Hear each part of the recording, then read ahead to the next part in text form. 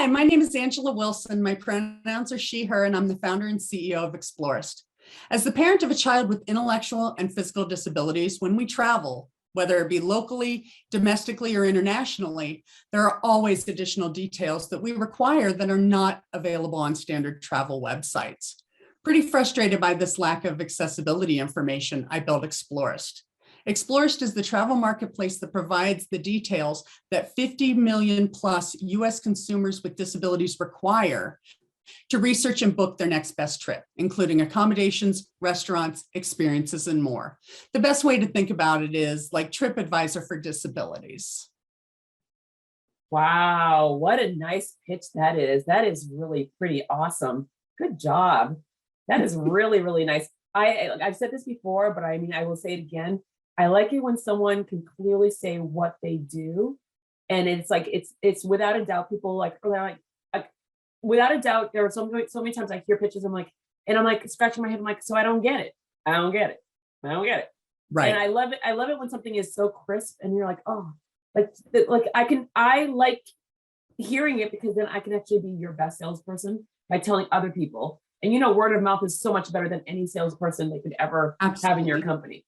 So, plus my why is 99% of this. Yeah, absolutely. So, hello, Angela. Welcome. Good morning. Thank you for having me, Jodi. It's good morning for you. It's good afternoon for me. So let's just start. We're going to start right there. Where I always tell people, before we even talk about the business, we want to know who the person is. So, where are you located, and what? Tell me who you are from. Let's just give us the youthful Angela all the way to the I have a child Angela. Oh my goodness, how much time you have? we have a limited amount of time, but we have a lot of time all at the same time. Okay. All right, I'll try and be concise. It's not usually my forte, but I will absolutely do it for you, Jodi. Background, I was raised in Columbus, Ohio. I have a bachelor's degree in marketing from the Ohio State University. Moved out here to Denver, Colorado, which is where I am presently, in 2001, just before September 11th. Absolutely great timing. Married my husband. We have a child. His name is Samuel. And about 2017, I started an MBA program at Colorado State University and came up with this idea, and it was stuck in me. I mean, if I didn't do it, oh my God, I would absolutely regret it for the rest of my life. So in January of 2020. Wait. So this is good, because you fast forwarded and you did good. You're concise, but you skipped so much of this. Okay, so I'm just going to wheel back a little bit. Born and raised in Ohio. Born and raised in Ohio. How did the Ohio kid end up in Colorado? To be honest, I didn't want to die in the same place I was born. No, what? Pretty much what it came to. Is it seriously? Yeah. And Colorado has mountains. Oh my God. You look out the window and it's not just flat. And I found that they say Midwest, yes, they're nice, but Western people can be a whole lot nicer. I think so. At least in the Denver metro area. So did you go to school in Ohio or did you go to school in Colorado? And how did you get yourself to Colorado? I was up until just before I turned 30, I was in Columbus, Ohio. I got my undergrad at Ohio State. Okay. And you said the Ohio State. Why did you say it like the? Oh, you haven't heard that? Oh, if you ever watch NCAA football, basketball, the word the is, if you see Ohio State and the players introduce themselves, a lot of times they put an emphasis on the word the. It's just pretentious. Technically Penn State is the Pennsylvania State University, but Ohio State is just trying to be all hoity-toity. I have friends that are actually Ohio State, from Ohio. I have many friends from Ohio, and they are, telling when the games come on, we have a local pub here, bar. Right. But literally it is like full on crazy town. when they're Rabid, playing. rabid fans. Absolutely. Out here in Colorado as well. Amazing. All right. So you go to Colorado. What got you to Colorado? Well, I was visiting out here for a few days with an ex-fiance and said, okay, I'm done with you. And about, I don't know, a year later, I moved out here not knowing a soul, not having a job, just before September 11th, 2001. I always find it so amazing. And mind you, I've done it too, that when people just say, like, I go, I'm going to pick a place and I know no one. Because I mean, so my parents came here from Haiti, and like we had a couple of relatives, but my dad's like, was one weekend, came home to my mom in Haiti. She had to go, my sister, a one child, she was pregnant with me, and he's like, yep, we're moving to Haiti, to America. And she's like, what? Well, yeah, I'm gonna go first, and then you're gonna come. And then when they were in New York, he did it again where he came to Boston. He's like, yeah, so we're gonna go move to Massachusetts. She's like, we don't know anyone there. And he's like, it's fine. It's fine. So I love it when people do that. So you clearly have that sense of adventure in you. I can already see that. Colorado, clear place for adventure. You could have picked anywhere in the United States, and you picked Colorado. I've been to 43 states. And nowhere else like did it for you. No.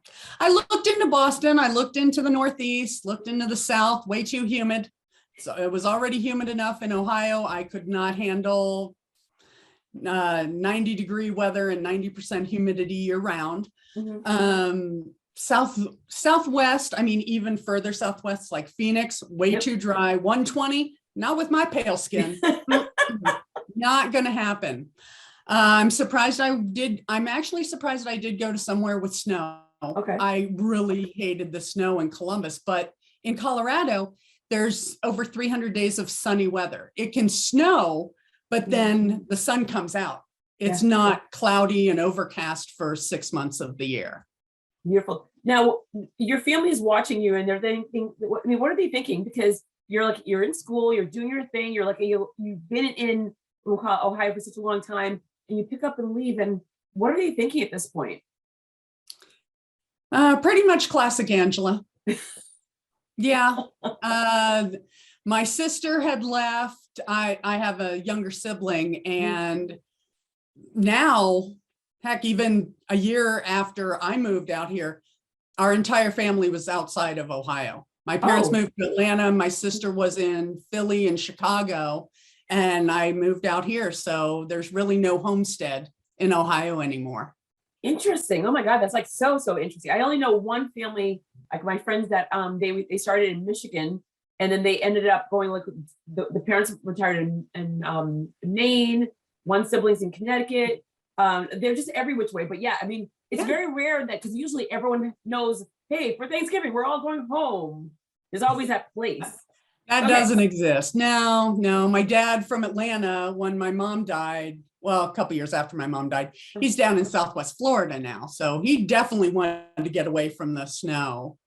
And now he's like enjoying the sun in every single way. All right. So how did the company, from the time that you went to Colorado to the time the company came to be, what happened? Okay. Well, coming here before 9/11, things were going great. And then boom, the whole world shifted. And I have a marketing background, so I'm pretty scrappy. So I did all the temp stuff I didn't want to go back to Ohio with my tail between my legs within 6 months of arriving. So I'm like, heck with that. And just was able to claw myself back into marketing, and worked for a franchise organization, worked for an HR consulting firm with marketing. And then I needed to take some time off with my son. Because of his intellectual and physical disabilities, he needed some extra assistance. And unfortunately, it's usually on the female partner, the mom, to take care of that. But my husband's career was going amazingly. It did not make sense financially for him to step away. And thankfully, we had the privilege to have enough income and enough savings to be able to make that work. So after May I ask a question? I'm so sorry. of course. I'm prying, but I'm asking the question. When you say intellectual, I don't understand what that means, because that's such a new term that I don't know. What does that mean when you say intellectual Disabilities? Disabilities, yes. Well, technically, Sam is undiagnosed. So Okay. there has not been an overarching diagnosis that has answered all the questions to the wonder that is Samuel. He's not at grade level. He's in 7th grade, but at grade level, let's see, for math, he's more like at 3rd, reading 2nd grade. Mhm. So that's the intellectual disabilities part of it. Okay. I think that's like one of the things where there's so much terms that come out, and people want to be kind. I always say, be kind. Don't focus on the PC. Be kind, because it's just so much verbiage is coming out that no one really knows. So I would say, like, why don't you just ask then? Everyone's like, well, I don't want to be rude. I'm like, well, it's not rude if you're just asking. Oh, no. Yeah, just asking. So for me, like, when you said it, I'm like, I don't think I've heard that one. So I'm going to ask what this really means. Okay. Absolutely. So when Absolutely. when you created the company, you're creating it on the basis of, because everyone knows whenever someone creates something, a product, a service, there's always a pain point. A pain point that really it developed, and it literally was like, okay, this pain point is still here year after year after year. I'm going to solve it. What was the pain point? What was the day or the moment of that pain point for you? And how long did it take for you to say enough is enough? Well, that is an interesting way. Let me see. Well, during the last semester of my MBA program, our group had to come up with a business. So it's like, okay, what's going on in my life that makes me angry or just is not really clear or not really smooth? So I'm like, okay, traveling. We travel a lot. We try and go a lot of different places. And it's like, okay, what are some speed bumps that we run into? And the information provided out there right now is not anywhere near the detail that our family needs.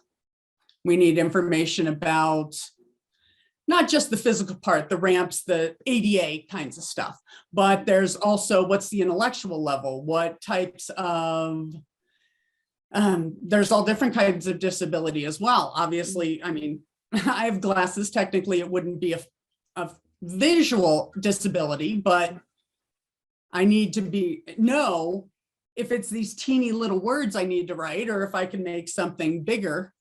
And it's like, I don't want to have my son be the other.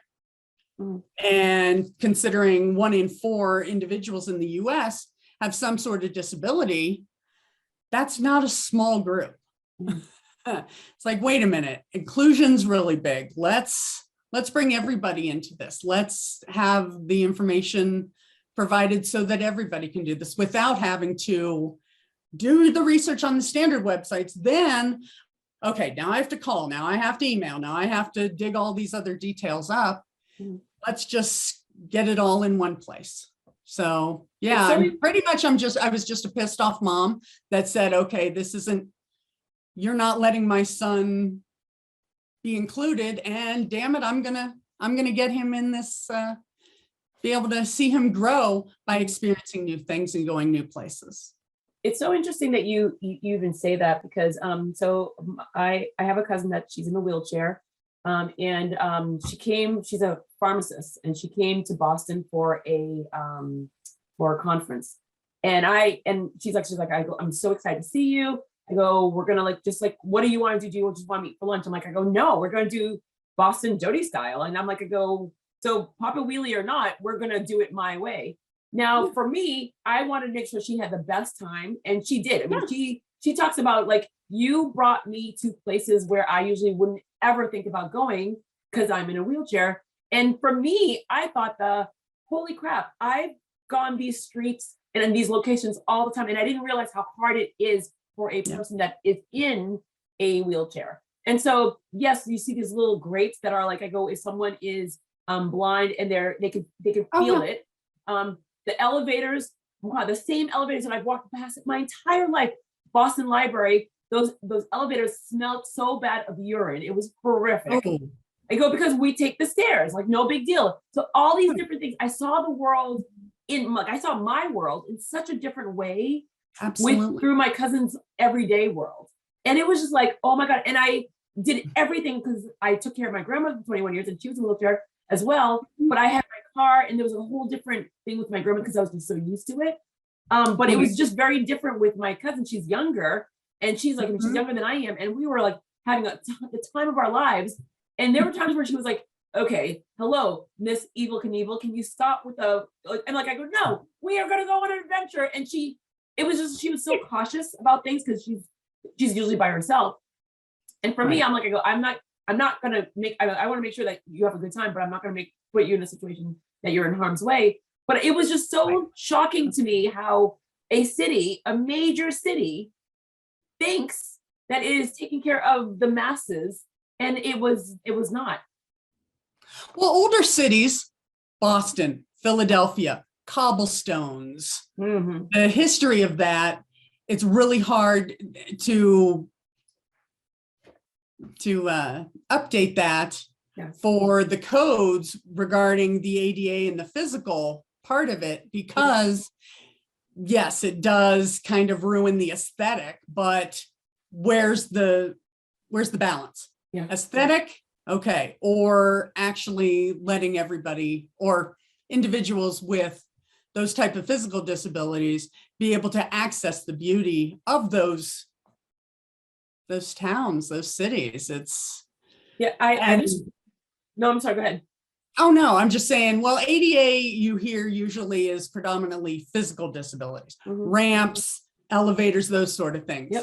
That's if you yes, I mean, I'm not saying that's not important. There are also other disabilities that are kind of put by the wayside because people are so concerned about the physicality part. Well, that was something that I learned by talking to people. They automatically equate the physical part. If something goes wrong, I'll get sued. To the other restrictions, they do not think about it because if I don't see it, I'm not thinking about it. Correct. There have been quite a bit of lawsuits about website accessibility. So that's really starting to grow, and being able to have your website be able to be cataloged and read by screen readers or people that can't use a mouse and just need to use the keyboard. Try and use your computer without your mouse. It is really, really difficult. I've tried it. It's crazy. Not everybody can use. Well, there's arrows up, arrows down, but yes, it takes a look. I mean, as I'm talking to you, I'm like, when was the last time I actually didn't use my mouse? Because you're right, because the mouse on the computer or the mouse on I don't even remember the last time I didn't use it. And if I can't use it, I get so annoyed. If it needs to charge or something like that, it's like, oh, how do I do it? And so you created this site, and now if people are like, because obviously you've traveled locally, nationally, internationally, how are you perceived overseas? Because in other countries, the norms are just different than in the United States. Of course. People aren't suing in other countries as much as we're in sue happyville in the United States. Everyone around the world talks about that, but it doesn't work that way in other countries. So how are you perceived in regards of communicating and making sure that you're not disrespecting the norms of that country, but at the same time you're educating them? Well, right now Exploryst is exclusively in Colorado. Okay. So that has not been an issue as of yet. I do see that, considering people want to travel and not just be in Colorado or come to Colorado, it's going to be something that will need to be broached through expansion and just learning that. Next steps would probably be other metro areas in the US, just because that's what I know. And I don't want to just have a few things in this one country. And I want to build a breadth and depth in one place. So it's not just, hey, here's 4 things to do in Denver. Well, I don't want to do those 4 things. Here's 3,000 things to do. Mhm. So yes, as of this time, international has not been an issue. So when did you start? I mean, when did you start this? And what are your thoughts about the scaling of the business? Okay. Well, I got my LLC in October of 2019. I started to do research and I'm like, okay, January 2020, let's do it. Let's start off. Obviously, another time that I have great timing, besides moving before 9/11. Well, I was going to say, literally that was like the next thing that I was going to say after you were done, but I'm like, let's just put that in there as well. So when do you start? You start the company in 2019, late 2019. And then of course, now we're rolling into a pandemic. So how was that in regards of now you started this organization, and now a pandemic happens. So talk about starting it, working through the whole entire, working through like, what's it going to be? How's it going to work? Who's going to actually like really access it? And then the past 19 months of the pandemic. And then beyond. Well, obviously that got as March, April of 2020. Yes, it got very small. I do have, again, thank goodness, I know my privilege in this, that I had the resources that I could really wade this out. Not everybody could, but even with the pandemic, people needed to get out. Even if you couldn't go to a museum or there are a lot of outdoor things that individuals with all different types of disability required more information. What's the grade? What's the terrain? Will my wheelchair work? Is there visual or audio tours that I could put into my phone and be able to listen and go on these different adventures that respectfully social distanced and still got you outside. So it really went from, okay, 2020, I'm going to scour the whole city, starting in Denver, and put everything into, okay, what can we realistically do? And once I had probably about 100 things cataloged, and after speaking with a lot of different disability groups for all different types of disabilities, said, hey, take a look at this, see what you think, where are the holes, what am I missing? Because it needs to be the entire community that builds this, not just me as the savior. I'm not here to be the savior of the disability community. But then it was like, okay, here, if you think this is great, I'd love for you to share it with your members, your stakeholders. So reaching out to these formal organizations that I had been a part of, it's like, hey, if you see value and your clients would see value, I'd love for you to take a look and be able to help navigate some of the outdoor stuff that's available for individuals with disabilities. So it definitely got a lot smaller in March, April, May, June. I mean, obviously pretty much all of 2020. Then actually it probably went all the way through April of this year.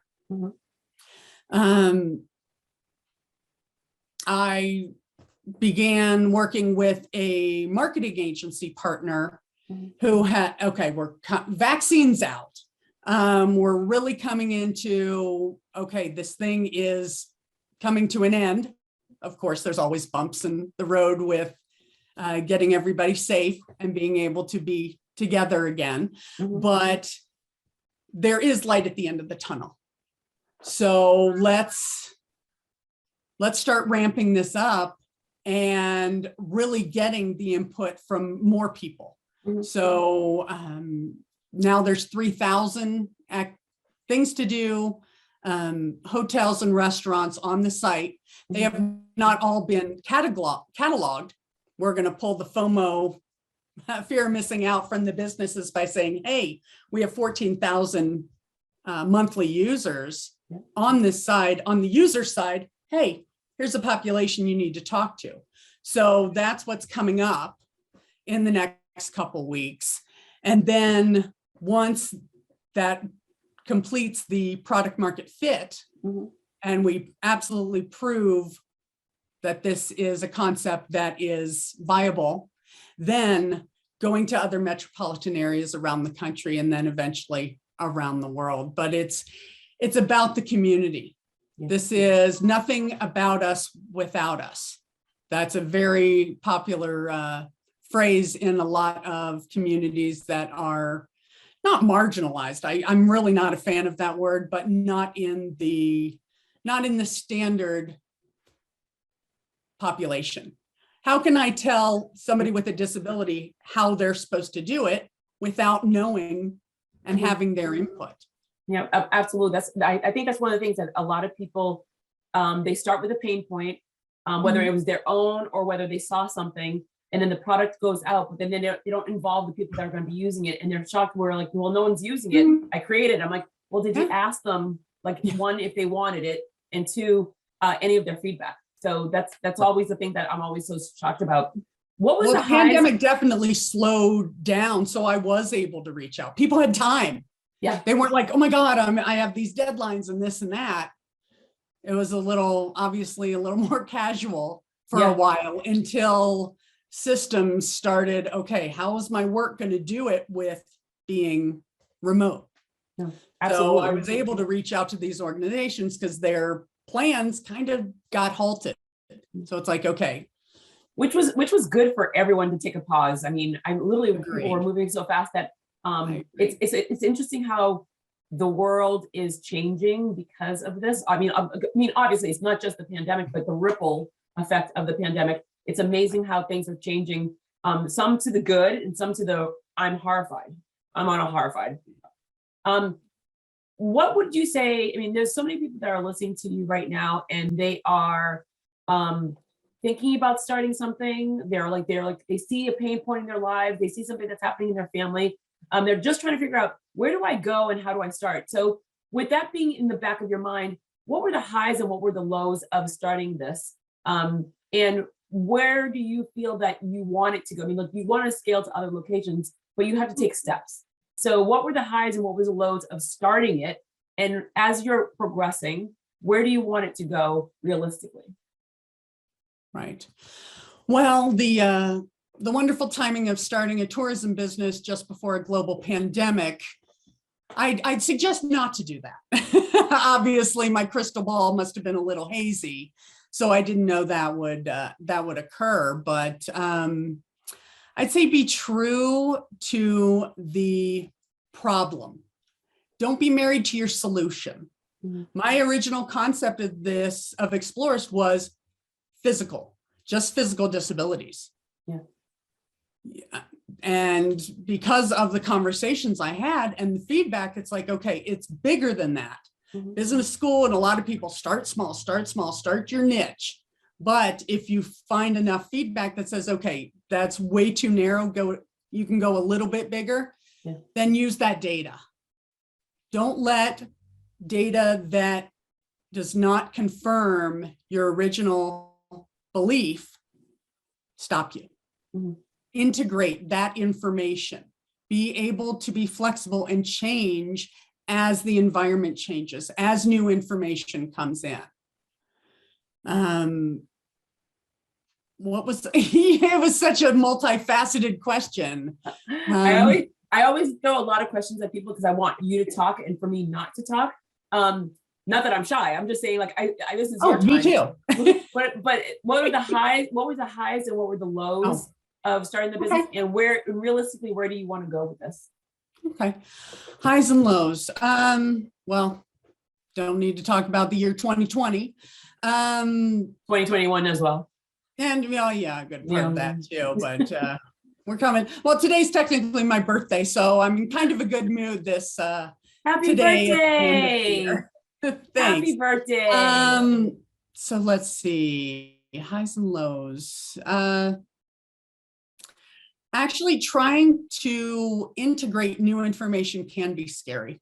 It's changing your beliefs based on new information, and a belief or expectations can be really, really difficult, but it's if you're still concentrated on that problem, on solving that problem, you need to have that flexibility. I am, during the highs and lows, yes, I had, like a lot of people, had some mental health issues. So just depression, and I mean, we were all cooped up, and who knows how long this is going to last and everything. I reached out. Yep. I talked to a professional. I had probably about 5 or 6 sessions to really get around what was going on in my brain, and being able to continue that, okay, that just don't throw it all away. This is something worth solving. So being able to have that North Star was important to me, and knowing that, yes, there are sometimes you need help in a lot of different ways. I'm usually one that, no, I'll do it. I'm the one, I'm the mama bear, and I need to do it, and this is my baby and everything. But no, reaching out, saying I'm not sure, and having that vulnerability really has built this into what it is, and what I would like to become. And a lot of my visitors and a lot of the nonprofits and cause-based organizations hope it to become. I love that. Going from 1,200 a month to 14,000 visitors a month from April to October of 2021 is awesome. So there's that traction. It's like, okay, it validates. It's like, okay, it's not just me. I'm not the only one.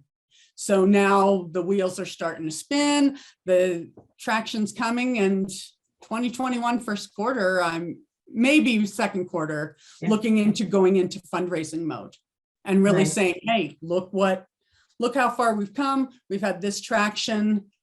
Let's input this amount, let's request this amount of money. Here's what we can do with that based on forecasting data. Again, data, accurate data, not gut reaction. Being able to show the path forward. So that's definitely been a high. Moving forward,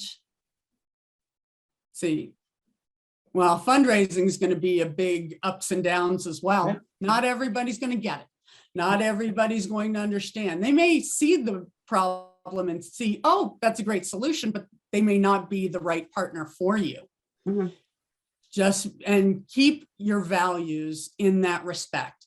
If you're just going after money for money, I believe you're in it for the wrong reason. You need to be 100%. Able to stay true to what the culture of your business wants to be, how you want to be perceived by not just the employees, but by the users, by the customers, and by other stakeholders. Don't sell your soul just for millions of dollars. You'd be back in therapy probably because of that. Question in regards to, you see, so during the pandemic, you saw a lot of people revamping not only their websites. I mean, again, there was time. People were revamping websites, people were revamping hotels, people were revamping just, they had the time to revamp things that they never thought about doing. Where do you think the industry, your industry, will be going as we go forward? As things, I mean, with all the different variants coming in, it's the traveling, not traveling, going to restaurants, not going to restaurants, so the back and forth, but still all these places have revamped. Are they revamping to the better, to like actually be aware of all the people, all the attendees that could actually come, not just like locally, nationally, internationally? Because this is now your industry, the travel industry, focusing on how the bigger picture is, getting people traveling a lot more, making sure that we're inclusive of everyone. What do you believe the future of traveling, the future of just like tourism overall, what does that look like for individuals that you are trying to take care of? Well, to be honest, I don't have a background in tourism and hospitality. Just laying that out there. I'm on the traveler side. I'm on the user side. But knowing that having this industry be aware of the size of the market and the $7 trillion in disposable income yearly that is produced by people with disabilities and or family and friends that spend on behalf of them or in affiliation with them. That is coming out of a pandemic where you're trying to find the lowest hanging fruit. Here's a group that has not been tapped, has not been catered to. This being cognizant and aware that this is a potentially lucrative market, as the conversations I've had with tourism industries and hospitality industries, this is like, oh, I didn't know that. Heck, I didn't know it either until I looked it up, until I've become part of it. As you mentioned with your friend coming to Boston, you didn't look at what curb cuts and grates in the street. Once you become aware, you are able to take that information and say, okay, if we make a little bit of more effort in this one area, what could be the ROI, right, the return on investment? And from the information and data that has come out of the visitors that have come to Exploryst, like, hey, you cater or just give standard information that people with disabilities need. I don't need every single possibility in the world, but here are some things that this business is doing to cater to them. Oh my God, the disability community actually has a higher brand loyalty across the board, because if you do well by me and my family, oh my God, I'm going to come back and tell as many people as I can. Are there any companies that you partner with in regards to, or partner with, or are considering partnering with, that would make the most sense in regards of engaging more people, just to open up the window of opportunity of reaching out to more individuals? Well, on the business side, Colorado Tourism Office has a not a formal partnership, but I'm sharing information. They're sharing it as well. And it's just, hey, Colorado, and the governor of Colorado has made it a priority for inclusion, not just disabilities, but gender and sex and all the other check boxes that you can check to differentiate individuals, but trying to pull that in and have that information go out. Visitors, let's see, Denver Visitors Bureau, Visit Aurora, which is one of the largest cities in Colorado, Craig Hospital, which is a rehabilitation hospital for individuals with spinal cord and smart head injuries. They, and just saying, hey, here's a way to make your life better, easier. Here's a place that you can go. A lot of people, for example, are like, you live in Colorado and you have a kiddo with disabilities, there's probably only like 10 things you can do. You have no idea.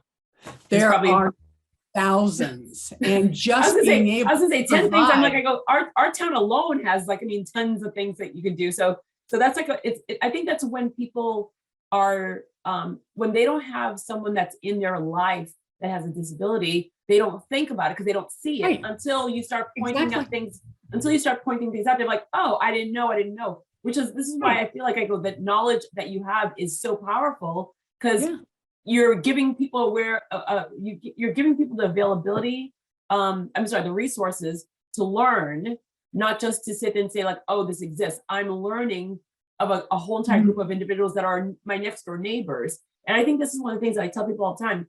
This podcast isn't just to promote small businesses, but it's to promote the individuals that are in your neighborhood that you're forgetting about all the time, or you're just unaware of at any given time. Exploryst is always going to be about education as well. Education on the business side and the traveler side.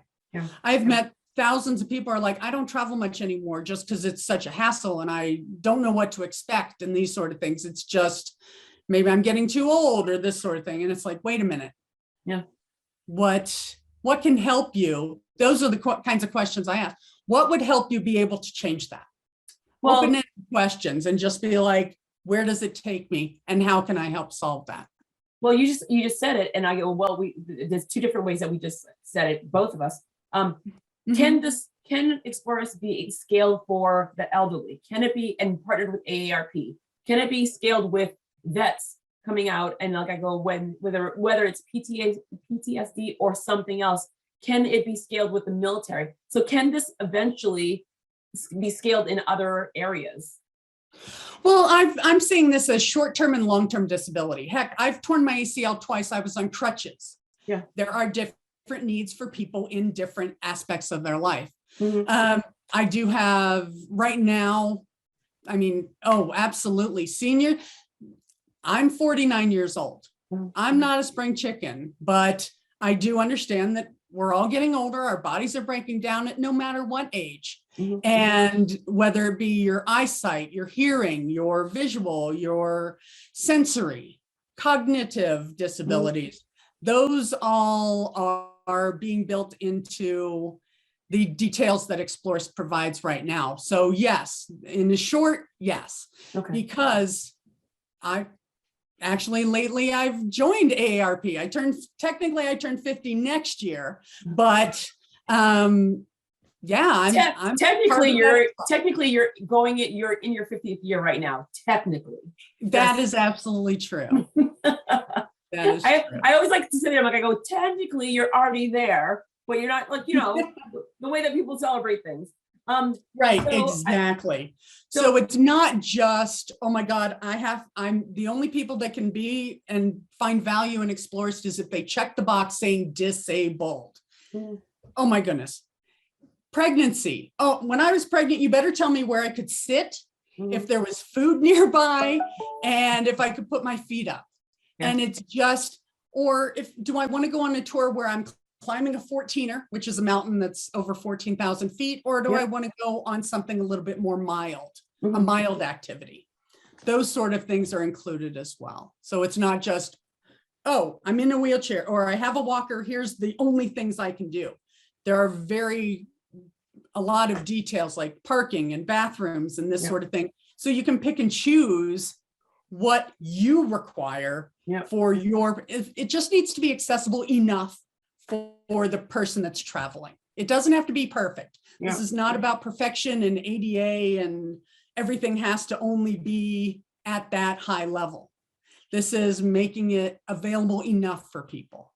Because maybe there's a different wheelchair that I take instead of my son's standard wheelchair, because he's partially ambulatory. So we can make adjustments on our side as well. It's not just on the businesses side. Well, I think that's one of the things that's very helpful, because for the most part, I mean, obviously there's like traditional, a children's chair. You're not going to sit there and take a traditional one up hiking where you have the 3 wheels. I mean, so yeah, so it's depending on just knowing that information could really change the dynamics of everyone's experience when you're traveling, especially if you're traveling for an hour or 2, you're excited to go somewhere, you looked on their website, you've done your due diligence, and you get there, you're like, what's going on here? We didn't know. And then it just really changed the entire dynamics of this entire trip. And I mean, there's like a young woman that I interviewed, and she basically it's concierge service at the airport with parents that have kids. And I said to her, I'm like, why don't they have at the convenience stores at the airport, why don't they have baby formula? And she's like, right, why don't they? And I'm like, I didn't even think of that. See, every year. Well, that's every year we watch. I mean, we live in snow areas. There are snowstorms. There are people that are trapped at the airport. And every single time I scratch my head, like, no diapers, no formula. What's like what's going on there? Still to this day, what's going on?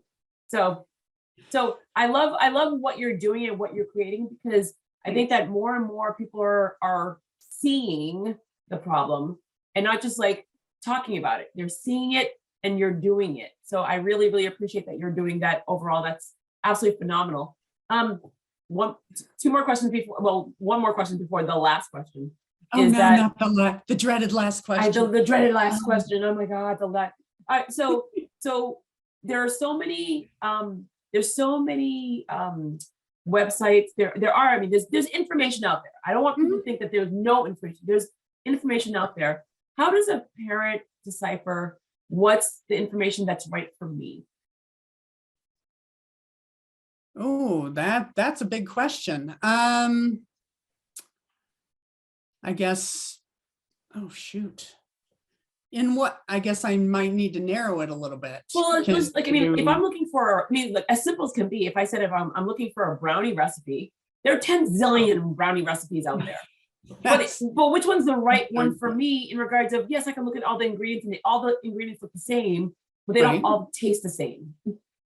So whether it's like a little bit more butter here, a little bit like less cocoa here. So, I mean, a parent that's overwhelmed, I mean, I'm overwhelmed, I'm stressed out, I have a child that has needs. I go, and yet I just need to vacate. We need to get out of here. We need to get out of our bubble that we've been in and just see and experience something different, just to change our atmosphere. I go online.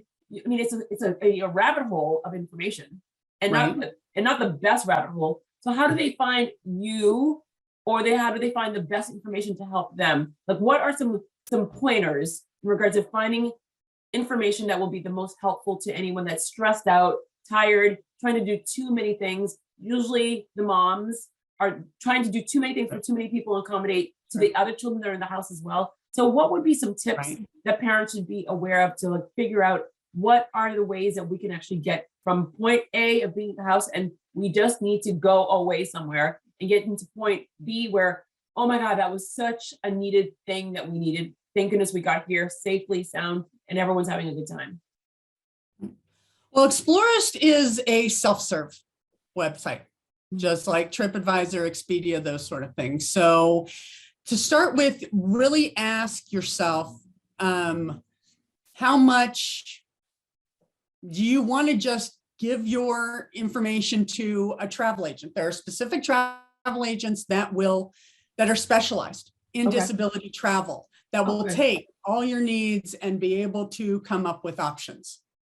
That's perfect. That's perfect for a lot of people.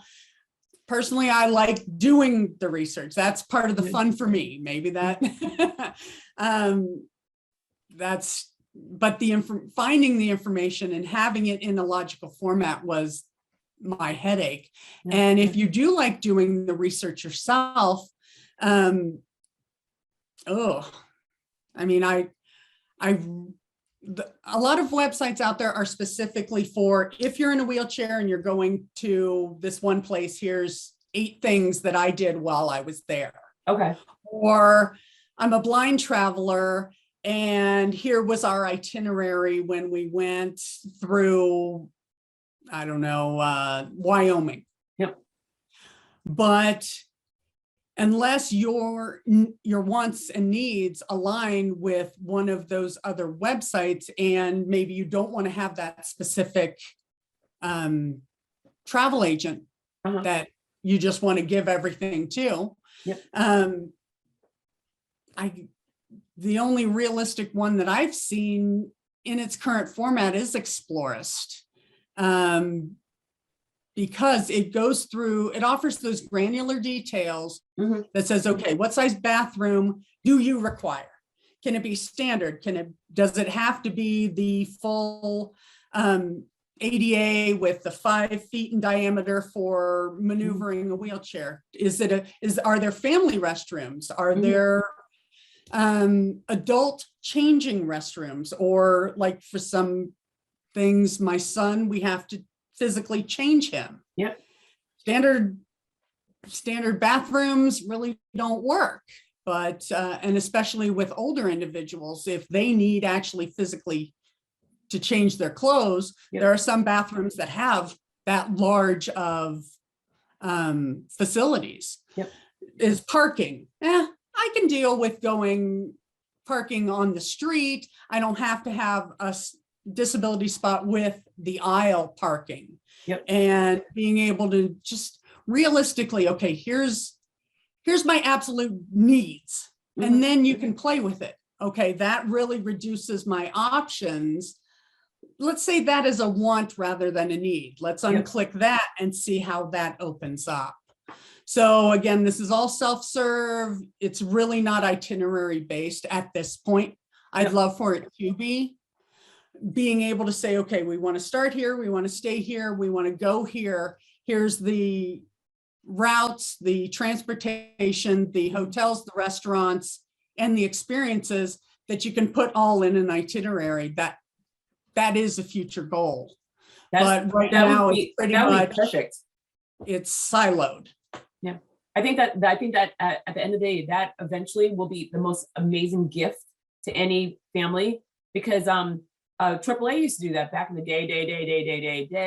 They would sit there like literally like you get your triptych and you just know. Oh, I remember those. Oh my God, it was like so funny. Where of course, like when I say it out loud, I was like, "What's that?" I'm like, back in the day when there was no phone, when there was no Zoom, no Waze, we used to just have a map, and like one kid would be in charge of the map, and you'd get yelled at by your dad or your mom if you just went one wrong way. It was like it was the most stressful thing in the world, but it was very, very useful. Oh my God, I love this, Angela. This has been great.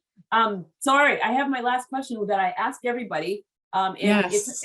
I know now you're like the full on panic because you're back to panicking about this question, but it's not a panicking question at all.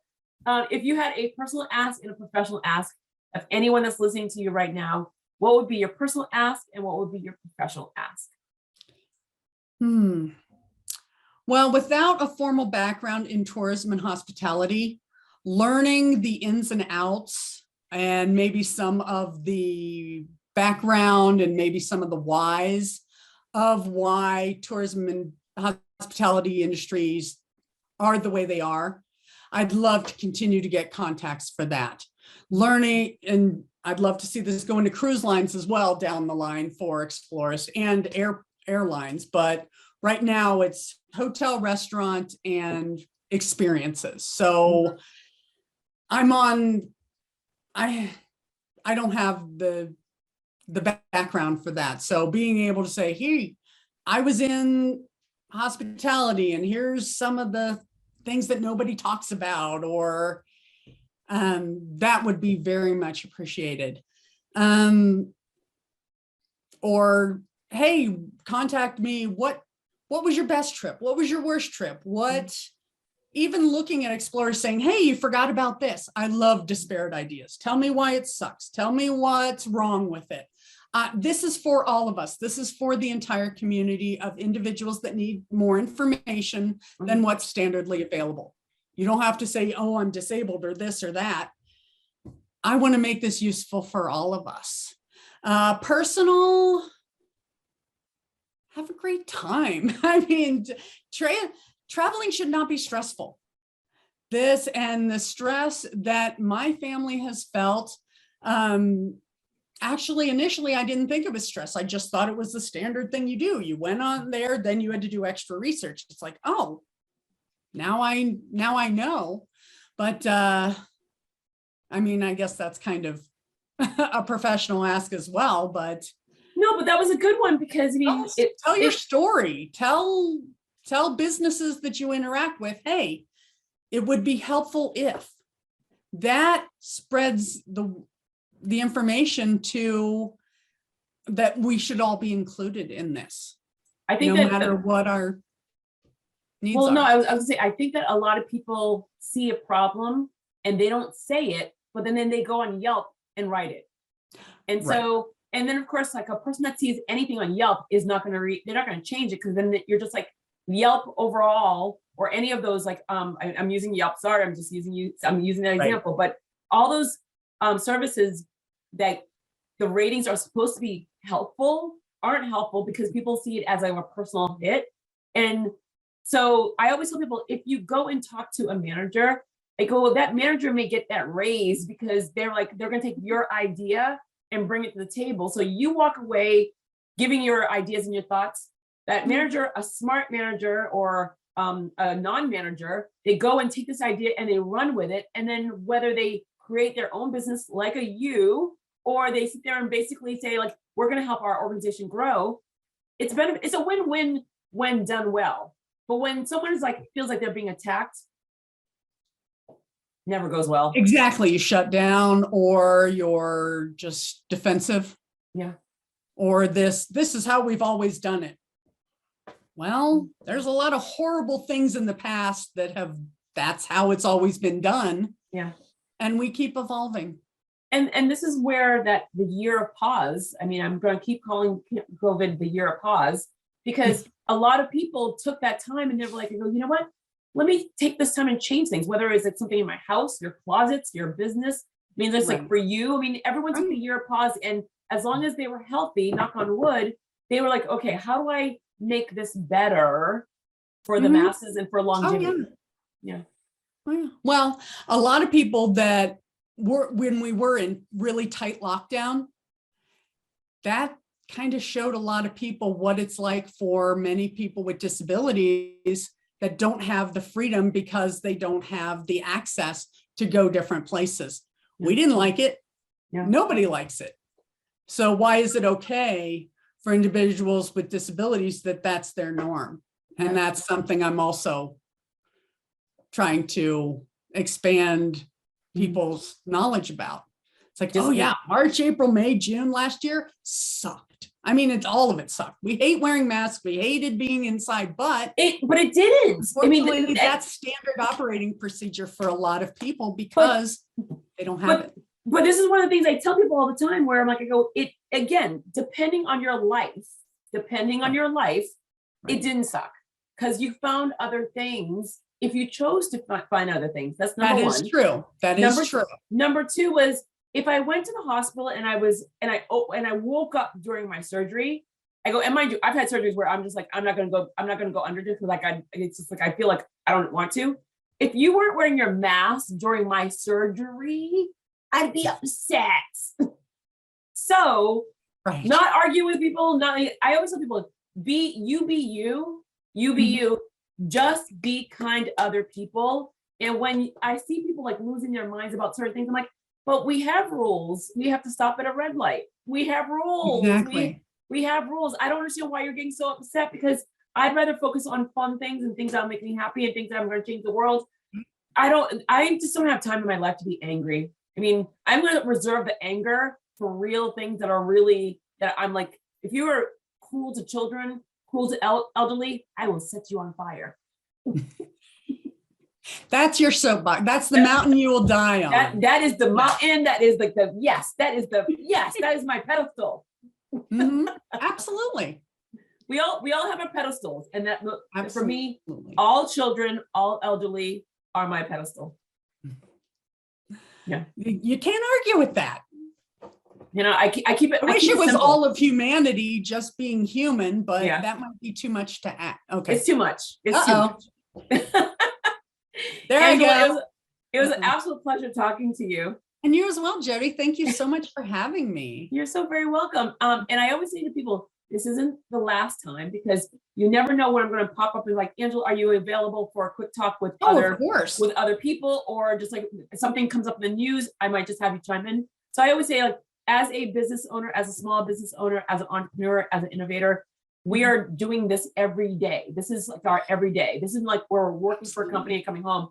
Every day we're reading, we're building our knowledge of what we do, our passion. And so if something comes up, I'm going to want to come to you, because this is what you're doing every single day. So I look forward to the next time. Thank you. Thank you. Have a great day. You too. Bye. Goodbye.